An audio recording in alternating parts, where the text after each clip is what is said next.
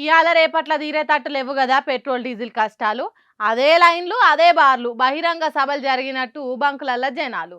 తీర్థయాత్రలు తిర్రమర్రయ్యి పెట్రోల్ బంకులు అయినాయా అనుకునేటట్టు జనాలు. ఎక్కడ చూసినా నో స్టాక్ బోర్డులు. మళ్ళొక్కసారి వచ్చి చూసి కూడా మరిపోయిన జనాలు. ఆటోలు కార్లు బండ్లు నడిపితే తప్ప పూట గడవనోళ్ళు అబ్బో చిన్నగా లేవు పెట్రోల్ డీజిల్ తాంటాలు.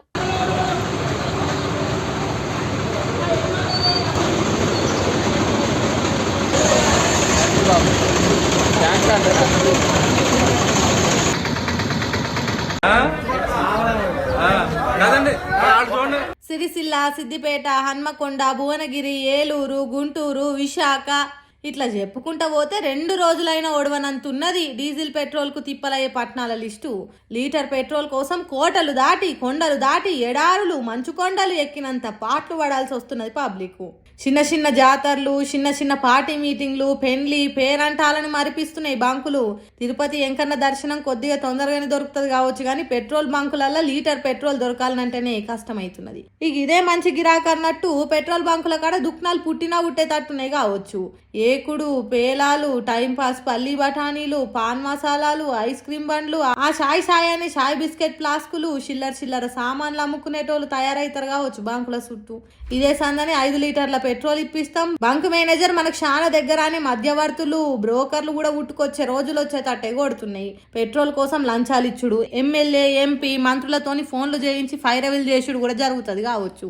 ఎన్నికలలో ఓట్లు అడిగేదానికి వచ్చిన ఎమ్మెల్యే ఎంపీ క్యాండిడేట్లు పెట్రోల్ హామీలు ఇచ్చి గద్దెనెక్కి గాడిద తిరగదన్నుతారు కావచ్చు. పెండ్లి పేరంటాలకు గిఫ్టులు పెట్రోల్ బాటిళ్లు డీజిల్ క్యాన్లు ఇప్పటికే ఇచ్చే ఆలోచనలు చేస్తున్నారు కావచ్చు పబ్లిక్.